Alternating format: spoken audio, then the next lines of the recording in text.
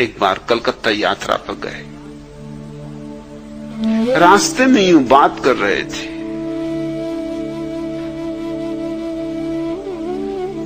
एक मौनी बाबा थे, उनके वो भक्त थे। मैंने उनसे पूछा कि मौनी बाबा, मैं तुम्हें क्या खास बात दिखाई पड़ी? अरे उनका खास बात, आज 20 साल से मौन। मैंने कहा इसमें तो कुछ खास बात नहीं।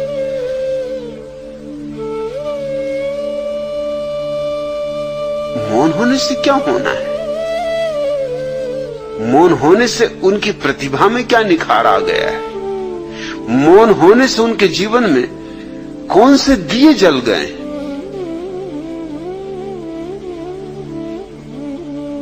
अगर वो बुद्धू थे 20 साल पहले, तो मौन होने से और बुद्धू हो गए होंगे।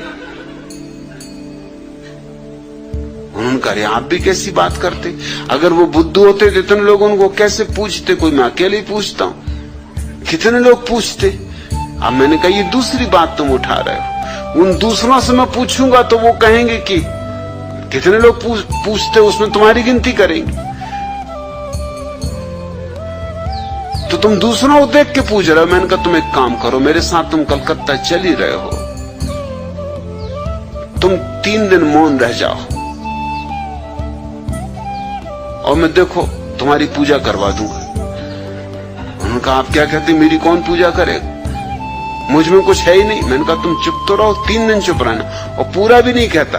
रात जब सब चले जाएं, दरवाजा बंद करके, तुम्हें जो भी मुझसे कहना हो कह लेना, क्योंकि दिन भर रुके रहोगे, घबरा जाओगे। दुकानदार आदमी हो, 24 घंटे बात करते हो, तो रात एकांत में तुम मुझसे बोलने की स्वतंत्रता रखना। मगर दिन में लाख कुछ हो जाए, अपने को बिल्कुल बांधे रखना, बोलने ही मत। कुछ अगर बोलने होगा तुम्हारे लिए तो मैं बोल दूंगा, कि जैसी आपकी मर्जी। उनको बात जची करके देख लेने जैसी। कलकत्ते में ठहरता था सोहनलाल दुगड़ के घर पर। वो कलकत्ता के एक बड़े करोड़पति थे। जब मैं उनके घर पहुंचा, वो मुझे लेने आए, तो उन्होंने पूछा कि आपके साथ कौन? मैंने कहा ये मौनी बाबा। मौनी बाबा, इनकी क्या खूबी? मैंने कहा ये 30 साल से मौन। वो एकदम उनके पैरों पर गिरे। वो बेचारे सज्जन जो दुकानदारी करते थे, कपड़ा बेचते थे, और कपड़ा भी कुछ खास नहीं, कटफीस की एक छोटी सी दुकान थी। सोहनलाल दुगड़ जैसा करोड़पति उनके पैरों पर गिरे। सख्चाए भी, मैंने उनको इशारा किया कि सख्शाना मत। अब जब मौनी बाबा बन गए तो अब डरना मत, अभी तो बहुत कुछ होगा, ये तो शुरुआत। जब सोहनलाल दुगड़ तुम्हारे पैर में गिरेंगे तो अभी तुम कलकत्ते के सब मारवाड़ियों को गिरते देखोगे, तुम घबराते क्या? तुम रुको जरा। वो तो इतने घबरा गए कि वो मुझे हाथ से धक्का मारेंगे, भैया बात ठीक नहीं।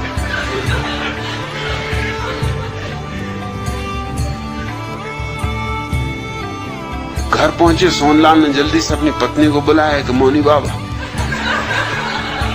मोहल्ले के लोग इकट्ठे हुए कि मौनी बाबा आए, 30 साल से मौन। और मौनी बाबा पे जो गुजर रही वो मैं जानू, कि वो रात का वक्त देख रहा है कि कब रात आए, कि अपने दिल की मुझसे कहें। जैसी रात आई, दरवाजा जल्दी से बंद करके मेरे पैरों पर गिर पड़े और कहा कि मुझे माफ करो, मुझे ये काम करना ही नहीं, मुझे जाने दो, मैं तो अभी भागे जाता हूं, रात को चुपचाप निकल जाऊंगा। ये क्या झंझट मेरे पीछे लगा था? इतने इतने बड़े लोग जिनके घर मुझे अगर मिलने भी जाना होता तो कोई मिलने नहीं देता, चपरासी भीतर नहीं घुसने देता। और मेरे पैर पे गिरते तो मुझको बड़ा संकोच लगता है। और स्त्रियां, उनकी सुंदर से सुंदर स्त्रियां मेरे पैर छू रही, ये क्या करवा रहे हो आप? उनका मैं कुछ नहीं करवा रहा हूं, ये मैं तुमको बता रहा हूं कि कैसी कैसी बेवकूफियां इस देश में। तुम भी उन्हीं बेवकूफों में हो जिसकी तुम 20 साल से पूजा कर रहे हो। और तुम तो अभी सिर्फ 5-6 घंटे ही मौन रहे हो। ये चमत्कार, अभी तुम 3 दिन रुको तो अभी तुम देखना इलाज शुरू हो जाएंगे, बीमारियां ठीक होने लगेंगी। अरे उनका आप क्या कह रहे हैं, मुझ में कोई चमत्कार नहीं, कोई शक्ति नहीं। तुम, मैंने कहा फिक्र ही मत करो, सब आ जाएगा। मौन भर रहो और दिन भर रहो मौन, मगर दिन में बोलना मत और मुझको धक्के वगैरह ही मत मानना, क्योंकि लोगों को शक पैदा हो जाएगा कि बात क्या है। तुम तो अपने आंखें बंद कर लिया, अगर बिल्कुल सहने के बाहर हो जाए, आंख बंद कर लिया, अपने भीतर ही भीतर नमोकार मंत्र पढ़ने लगे कि होने दो जो हो रहा है। 3 दिन में तुमकी टुंडी पिट गई, अखबारों में फोटो आ गए।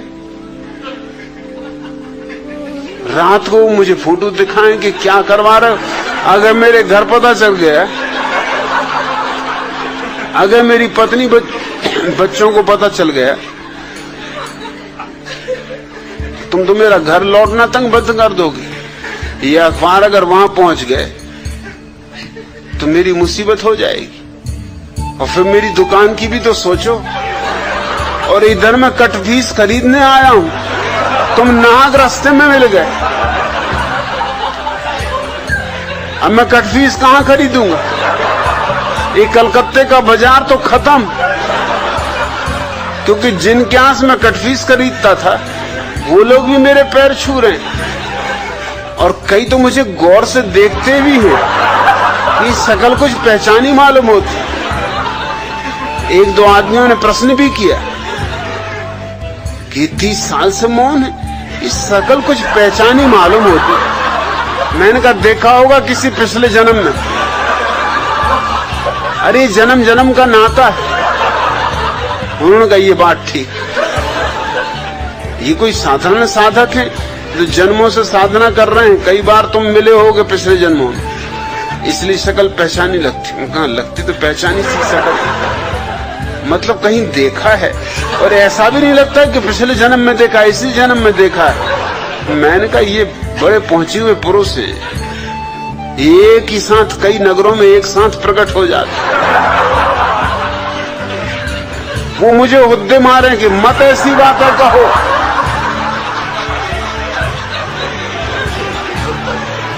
मेरी कमीज खींचे, मत कहो भैया ऐसी बातें मत कहो, ये बिल्कुल झूठ बातें। मगर लोग मान रहे हैं। मिठाइयां आने लगी, फल आने लगे, और रात मुझको कहें कि क्या करवा रहे हो, इतनी मिठाइयां फल में कहां ले जाऊं? तुम ले जाना, घर बाल बच्चों को मोहल्ले में बंटवा देना।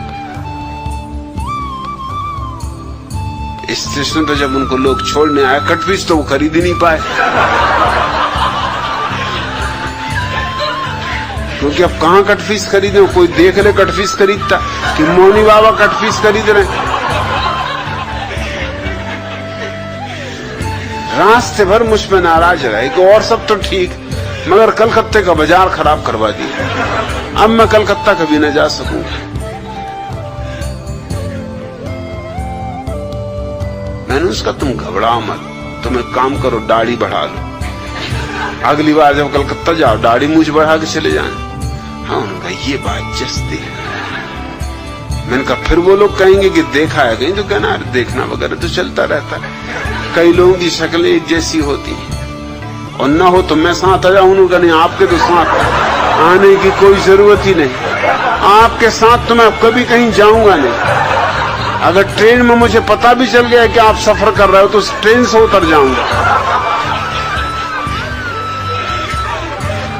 और मेरे पैर पकड़ के कहने लगे इतना कृपा करो कि ट्रेन में किसी को खबर ना हो।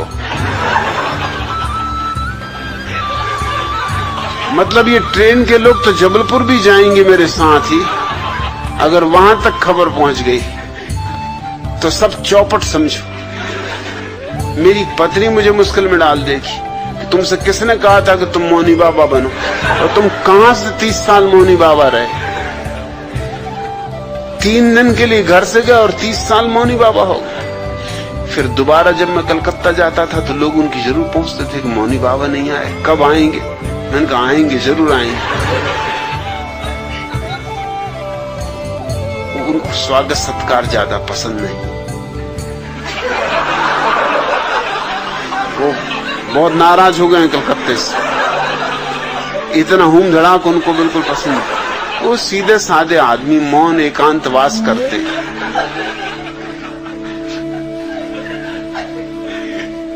तुम जिनकी पूजा करते हो, जिनको महात्मा कहते हो, उसमें तुम्हारी धारणाएं ही भर काम कर रही। तुम आंख खोल के देखते भी नहीं। ब्रह्मचर्य घटित होगा तो अपूर्व ज्योति प्रकट होगी। वही इस सूत्र का अर्थ है, सत्येन लभ्य स्तप्सा है इस आत्मा, सम्यक ज्ञानेन ब्रह्मचर्येण नित्यम। यह आत्मा अभी मिल जाए, मिली ही हुई है। बस इतना ही चाहिए कि तुम सत्य को जान लो। शून्य में जीवन के सुख दुख में संभाव रखो, तप को पहचान लो। कूड़ा करकट उधार ज्ञान हटा दो, ताकि जो जैसा है उसे वैसा ही देख सको, सम्यक ज्ञान फलित हो। और तुम्हारे भीतर जो शरीर की ऊर्जा है, काम ऊर्जा, और जो तुम्हारी आत्मा की ऊर्जा है, ध्यान ऊर्जा, काम और ध्यान का मिलन हो जाए, काम और राम का तुम्हारे भीतर मिलन हो जाए, तो बस यह आत्मा अभी मिली, इस क्षण मिली। अंतः शरीरे ज्योतिर्मयो ही शुभ्रो। तत्क्षण तुम जान सकोगे कि इसी शरीर में, इसी शरीर के भीतर वह ज्योति छिपी जो परम शुभ्र है। यम पश्यन्ति यथा क्षीण दोषा। ऐसा उन्होंने देखा है जिन्होंने सारे दोषों से अपने को मुक्त कर लिया है। और यही वे दोष है, विचार दोष है। इसके कारण तुम शून्य नहीं हो पाते। चुनाव दोष है, उसके कारण तुम सम नहीं हो पाते। उधार ज्ञान दोष है, उसके कारण तुम्हारी दृष्टि ठीक ठीक निर्मल नहीं हो पाती। और दमन दोष है, उसके कारण तुम शरीर में छिपी हुई ऊर्जा को आत्मा का वाहन नहीं बना पाते। नहीं तो शरीर की ऊर्जा अश्व की भांति है, तुम उस पर सवार हो जाओ, उसके मालिक हो जाओ, और तुम जान लोगे अपने भीतर छिपे हुए उस परम आलोक को, जिसका ना कोई प्रारंभ है और ना कोई अंत, जो शाश्वत है।